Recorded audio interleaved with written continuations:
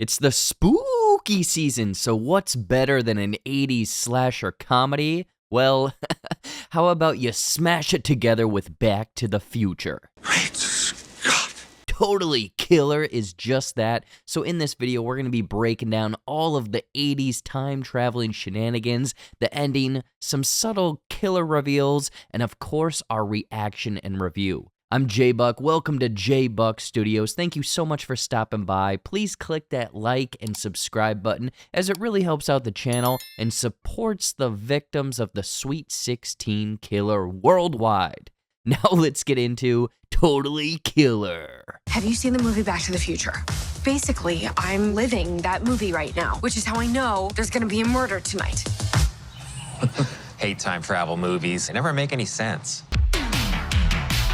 So Totally Killer is if you threw Scream, Mean Girls, Back to the Future, and a few other 80s gems into a blender together to form this wacky 80s slasher featuring Kiernan Shipka as Jamie, an angsty Gen Z high schooler who of course doesn't have a great relationship with her mother. You've seen this trope time and time again.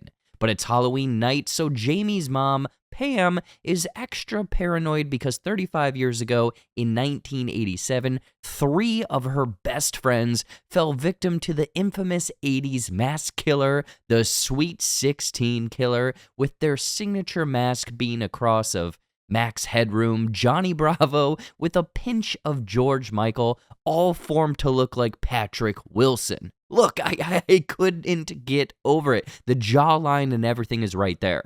On top of this, their signature calling card is the fact that they stabbed each of the victims 16 times. Talk about the worst episode of MTV's My Super Sweet 16. Even though this mass killer only struck that night in 1987, they have since become infamous in North Vernon, with the townies sporting the same mask every Halloween, and the 1987 incident even sparked a true crime podcast because why not? However, like 2 a.m. Taco Bell, the past always comes back to haunt you, and the Sweet 16 Killer strikes again, attacking Jamie's mom on Halloween night. Which I'm not gonna lie, she is hella prepared, like channeling some Laurie Strode vibes, but unfortunately joins her 3 best friends as another victim. Jamie and the townsfolk are distraught because the Sweet 16 Killer has been gone for decades, so why now? A random abandoned amusement park science fair exposition scene shows that Jamie's friend, Amelia, is building a time machine. What? Bro, what are you talking about, man? Yeah, this is solely a plot device, learning she developed this off of Lauren, her mother's plans, building it into an old photo booth machine. Jamie is, of course, still torn up about her mother's killing, but soon becomes a target herself as the Sweet 16 Killer chases her through this abandoned amusement park, with Jamie hiding in the same old photo booth machine. And you probably see where this is going, as the killer attempts to stab Jamie, but instead stabs the control panel of this makeshift time machine, activating it and sending Jamie back to the decade of big hair and tubular tunage, 1987, the same year that the Sweet 16 Killer first struck. Oh, this is heavy. Here it is, straight up Back to the Future, with Jamie having to warn everyone of the impending doom, of course thinking that she is a lot of crazy, as she learns that her teen mom, dad, and others are far from their adult personas back in present day. Now, with this being a time travel movie, concepts and rules need to be established, right? And sure, there is some timey-wimey made-up bullshit nature to all of this, but it's soon realized that certain events from the past, like where victims were killed, begin to change the future because of Jamie's involvement. Rightfully so. I mean, what do you think this is, Endgame? I understood that reference. So aside from poking fun at time travel movies being convoluted, here it's explained that time is like a river. Jamie essentially ran upstream and jumped back in. Everything keeps flowing, so whatever she changes the future for better or worse as it's still playing out. Amelia, the police, people are looking for her in the future, but have an inkling that she's actually in the past, proven by old photos now showing Jamie was present. Now, I did think that it was clever to explain all of these future changes away as the Mandela effect, instances of false collective memories like the Berenstain Bears versus the Bernstein Bears, or thinking Sinbad was in a genie movie called Shazam rather than Shaq's critically acclaimed Kazam Genie movie. So, thumbs up for creativity. This all leads to a Halloween-themed amusement park's end sequence with a couple of Pam's friends unfortunately still becoming victims despite Jamie's future foresight. The top suspect on the list, though, is Damon.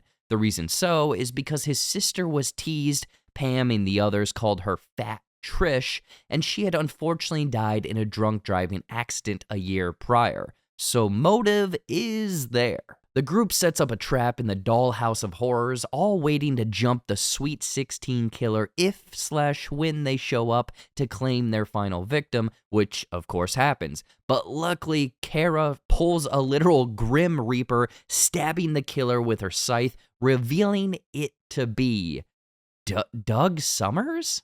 Who? Believe me, an out-of-left-field reveal, but they all realized that he had been dating Fat Trish, and all of them were responsible for her drunk driving accident night by teasing her and feeding her shot after shot like Little John at the club. Girlfriend revenge was the motive, and the Sweet 16 killer is finally gone. Psych, as a new Sweet 16 killer takes Marissa's life and then runs off. Jamie is running out of time, so she heads to the Gravitron, where Lauren has set up a new and improved time machine using the G-forces of the spinning Gravitron to power it. However, like a bad case of the herp, the killer pops back up, having one last go at Jamie. As the Gravitron fires up, Pam jumps into the mix, making it a tag team match in one of the most logically physics-broken fight scenes I've ever seen. How is he standing? Where are the G-forces? Does anyone give a anymore? Pam is stabbed, but luckily ejected out of the Gravitron, ripping off the killer's mask, revealing that the second killer is Chris Dubasage? Yeah, he had killed Pam in the present day to get more content out of the Sweet 16 killer for his true crime podcast, and then headed back in time to make sure that the murder still happened so he could still have a podcast, which meant stopping Jamie from solving the murders and telling everyone that what she had learned. Also, part of Dubasage's motives were that he felt kind of like second banana to his father, a Pulitzer Prize-winning news broadcaster, while Chris was just a podcast host. I mean, whatever you can do to get those numbers, man. The scuffle between Jamie and Chris lasts about 3 seconds as Jamie shoots him with a nail gun, sending him flying into the Gravitron wall, and due to the sheer force, explodes into a pink mist cloud, cleverly teased by Doug earlier in the movie. You ever played Death Wish 3? The graphics are amazing. When you kill someone, they explode into pink mist. Jamie is transported back to 2022, very much a happily ever after. Everything changed in her favor like the end of Back to the Future, as adult Lauren, who was basically the Doc Brown of this, sits her down to tell her everything that's changed due to her involvement with the past. I guess the final reveal is that her parents actually got together well before they were supposed to, so she has an older brother named Jamie, and her name is now Colette. So yay! But it is interesting because all of this was supposed to play out this way anyway, because the polished crystal Pam gave to Jamie, she had said that this was from some sort of psychic, of which Jamie was that psychic, giving her the crystal in the past. So Jamie changed everything, but didn't really change everything, but like, she did, you know? I think I liked the ideas of Total Killer more than I actually liked the movie. Sure, an 80s slasher framed with the same design as Back to the Future sounds great, and there are some moments where it works perfectly, like the clashing PC culture of 2022 versus post-Animal House-influenced mood of the 80s. A handful of meta moments, too, specifically calling out time travel movies and explaining things away via the Mandela effect I thought were clever. Even Kiernan Shipka adds some comedic charm here or there. But man, was this a total miss in overall tone, both in a slasher sense and comedic moments. It's almost like the tone is stuck in the middle between these two extremes, neither committing either way, making it feel like a Disney Channel CW straight to broadcast TV movie. A big reason is the lack of tension. In a slasher, you want those kind of like slow zooms, dim lights, music building to silence, and you as a viewer want to be scared for the protagonist. Rather here, it shot so poorly, just doing quick turns to reveal the killer walking into a room like, oh, hello, there you are, hi. I don't know, man. I sound like a wet blanket, but I'm gonna give Totally Killer a 5 out of 10. It's not awful. I almost see this as an intro to the slasher genre for newbies, much like Scary Stories to Tell in the Dark was an intro to horror a few years back. Totally Killer was just not it. Creative choices did not work. For example, the fisheye lens intro to the 80s sequence was nauseating to watch, and the editing overall is chaotic. Like, just pay attention to how much they cut back and forth in some scenes. And everyone's performance is like at a 7, which it desperately needed to be to a 10.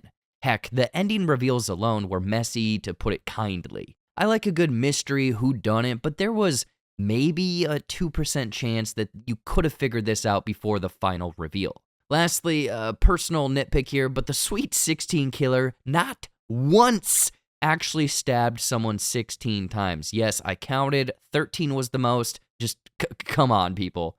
Anyway, that is everything for Totally Killer, a goofy, somewhat fun attempt at the time-traveling comedy slasher movie genre. I've never watched it, but I heard 2015's The Final Girls has an eerily similar plot and might actually be better. I'm going to give it a shot. But let me know all of your thoughts on Totally Killer, if you've seen The Final Girls, and what other genre mashup horror movies do you think would actually work?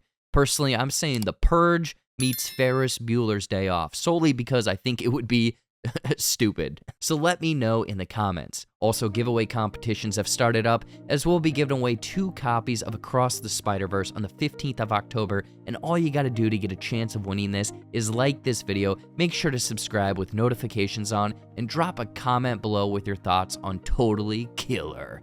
We picked the comments at random, and the winners of our last giveaway are on screen right now. So if that's you, message me on Twitter, Instagram, or Facebook at my respective handle. And if you haven't, please check out all of my other social media accounts for my Shorts and Clips YouTube channel, TikTok, Instagram, Facebook, everything. Any and all support really helps out the channel and keeps me creating these high quality, goofy, somewhat annoying videos for all of you out there, so please and thank you. I'll see you in the next one. Peace